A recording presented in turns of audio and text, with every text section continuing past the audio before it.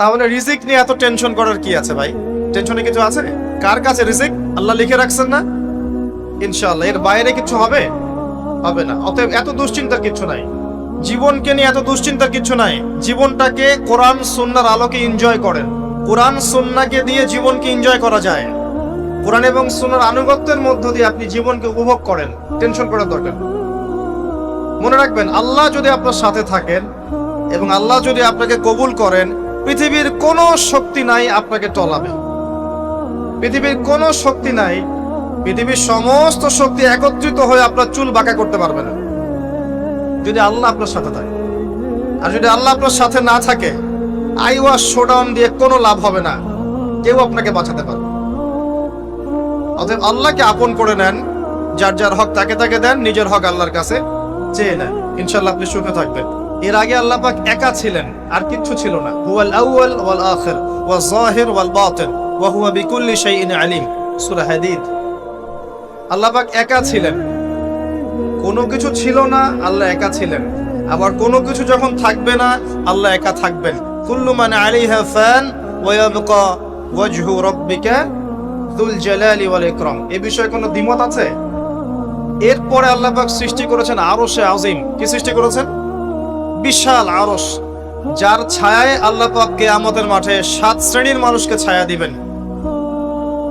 7 শ্রেণী: 1, ন্যায়পরায়ণ বাদশা, যেটা এই বিশ্বে খুঁজে পাওয়াটা পূর্ণিমার চাঁদের মতো। 2, সেই যুবক যে তার পুরো যৌবনকাল আল্লাহর পথে ব্যয় করেছে, এটা সুযোগ আপনার সামনে আছে, আপনি লুফে নিতে পারেন, এই সুযোগটা আপনার সামনে আছে। 3, ওই ব্যক্তি যার কলব বা অন্তর মসজিদের সাথে ঝুলন্ত থাকে, টিকটকের সাথে নয়, মসজিদের সাথে ঝুলন্ত থাকে। এখনকার যুব সমাজের অন্তর অনলাইনে ঝুলন্ত থাকে, দেখবেন। 4, ওই দুই ব্যক্তি, যেই দুই ব্যক্তি পরস্পরকে শুধুমাত্র আল্লাহর জন্য ভালোবাসে। এখানে বয়ফ্রেন্ড গার্লফ্রেন্ড সম্পর্ক বোঝানো হয়নি। এই দুনিয়ার স্বার্থে জর্জরিত ভালোবাসার বাইরেও ডিভাইন একটা ভালোবাসা আছে, সেটা হচ্ছে আল্লাহর জন্য ভালোবাসা। আর যখন আপনি কাউকে আল্লাহর জন্য ভালোবাসবেন, তখন আপনি কষ্ট পাবেন না ইনশাআল্লাহ। যখন আপনি ভালোবাসার মানুষের কাছে কিছু প্রত্যাশা করবেন, তখন আপনি কষ্ট পাবেন পদে পদে। আল্লাহর জন্য ভালোবাসেন মানুষকে, আপনি কষ্ট পাবেন না ইনশাআল্লাহ। দুই ব্যক্তি যারা পরস্পরকে আল্লাহর জন্য ভালোবাসে, আরো সে ছায়া ছায়া পাবে। 5, ওই যুবক যাকে কোনো সুন্দরী নারী আহ্বান করেছে জেনার জন্য, কিন্তু সেই যুবক বলেছে আমি আল্লাহকে ভয় করি, যেটা এই জেনারেশনের মধ্যে খুঁজে পাওয়া দুষ্কর। বরং তারা উল্টা প্রত্যাশায় থাকে যে কখন কোন মেয়ে আমাকে প্রপোজ করবে। তারা ইউসুফ নয় আলাইহিস সালাম।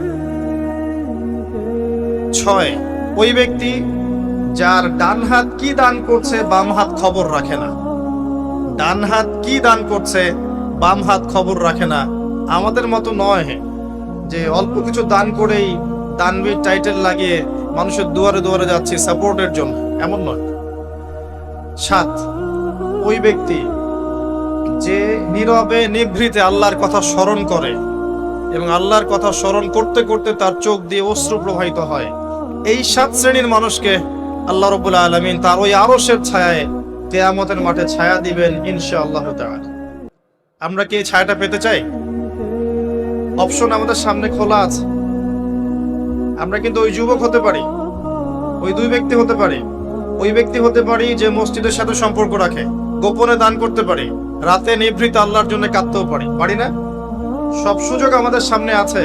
আল্লাহ চাইলে আপনি ন্যায়পরায়ণ বাদশাও হতে পারবেন ইনশাআল্লাহ, যদি আল্লাহ আপনার তাকদীরে লিখে রাখেন, এটাও সম্ভব। চলে আসেন আরশে আজিমের পরে আল্লাহ পাক সৃষ্টি করেছেন কলম, এবং কলম সৃষ্টি করে আল্লাহ পাক পুরো মহাবিশ্বের তাকদীর লিখেছেন। পৃথিবীর শেষ দিন পর্যন্ত কি হবে না হবে, খুঁটিনাটি বিষয়, এত খুঁটিনাটি যে আল্লাহ পাকের ওই লিখার বাইরে পৃথিবীতেও কোন আযাব গজব আসে না।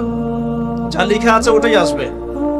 পৃথিবীতে যা আসছে, যে আযাব, যে বিপদ, যে বালা মুসিবত গুলো আসছে আসমানি এবং জমিনের, এগুলোও আল্লাহর কাছে লেখা আছে। বলেন সুবহানাল্লাহ। এমনকি এই পৃথিবীতে কতজন মানুষ এসেছে, চলে গেছে এবং আসবে, এই হিসেব আল্লাহর কাছে আছে। চিন্তা করতে পারেন, পৃথিবীতে কত মাখলুক আছে, হিসেব আল্লাহর কাছে আছে। এই মহাবিশ্বে কত গ্যালাক্সিজ আছে, গ্রহ নক্ষত্র আছে, আল্লাহর কাছে হিসেব আছে। পিঁপড়া কতটুকু আছে এই পৃথিবীতে, এটা আল্লাহ জানেন কতগুলো আছে। সমুদ্রের নিচে কি আছে আল্লাহ জানেন। প্রতিটা বিষয় মহাবিশ্বের লিখিত হয়ে গেছে। এখন যে আল্লাহর কাছে সব লিখিত আছে, সেই আল্লাহ কি আমার রিজিকের মালিক নন? তাহলে রিজিক নিয়ে এত টেনশন করার কি আছে ভাই? টেনশনে কিছু আছে? কার কাছে রিজিক? আল্লাহ লিখে রাখছেন না? ইনশাআল্লাহ এর বাইরে কিছু হবে? হবে না। অতএব এত দুশ্চিন্তার কিছু নাই। জীবনকে নিয়ে এত দুশ্চিন্তার কিছু নাই। জীবনটাকে কোরআন সুন্নাহর আলোকে এনজয় করেন। একটা বই আছে না, এনজয় ইওর লাইফ, ওইটা পড়েছেন? কোরআন সুন্নাহকে দিয়ে জীবনকে এনজয় করা যায়। কোরআন এবং সুন্নাহর আনুগত্যের মধ্য দিয়ে আপনি জীবনকে উপভোগ করেন। টেনশন করার দরকার নেই। মনে রাখবেন, আল্লাহ যদি আপনার সাথে থাকেন এবং আল্লাহ যদি আপনাকে কবুল করেন, পৃথিবীর কোনো শক্তি নাই আপনাকে টলাবে। পৃথিবীর কোনো শক্তি নাই, পৃথিবীর সমস্ত শক্তি একত্রিত হয়ে আপনার চুল বাঁকা করতে পারবে না, যদি আল্লাহ আপনার সাথে থাকে। আর যদি আল্লাহ আপনার সাথে না থাকে, আইওয়াস শোডাউন দিয়ে কোনো লাভ হবে না, কেউ আপনাকে বাঁচাতে পারবে। অতএব আল্লাহকে আপন করে নেন, যার যার হক তাকে তাকে দেন, নিজের হক আল্লাহর কাছে চেয়ে নেন, ইনশাআল্লাহ আপনি সুখে থাকবেন। তাকদীর আল্লাহ পাক লিখে ফেলেছেন। এরপরে আল্লাহ রাব্বুল আলামিন কি লিখেছেন? এরপরে আল্লাহ রাব্বুল আলামিন মহাবিশ্ব সৃষ্টি করেছেন 6 দিনে। কয় দিনে? কোরআনে দলিল আছে, হুয়াল্লাযী খালাকাস সামাওয়াতি ওয়াল আরদা ফি সিত্তাতি আইয়াম। তিনি সেই আল্লাহ যিনি আসমান সমূহ, একটা আসমান নয়, আসমান সমূহ মানে যতগুলো আসমান আছে, আর আমরা জানি 7টা আসমান আছে। কয়টা? 7টা মহাবিশ্ব আছে। এখন পর্যন্ত সায়েন্স যত কিছু আবিষ্কার করেছে, এগুলো প্রথম মহাবিশ্বের আবিষ্কার। দ্বিতীয়টাতে ওরা যেতেই পারেনি এখন পর্যন্ত। অতদূর পর্যন্ত স্পেসশিপ যেতেই পারবে না। কথা কি বুঝতে পারছেন? এটা প্রথম আসমানের বিষয়। এরকম আরো 6টা আসমান মহাবিশ্ব আল্লাহ পাক প্রস্তুত করেছেন।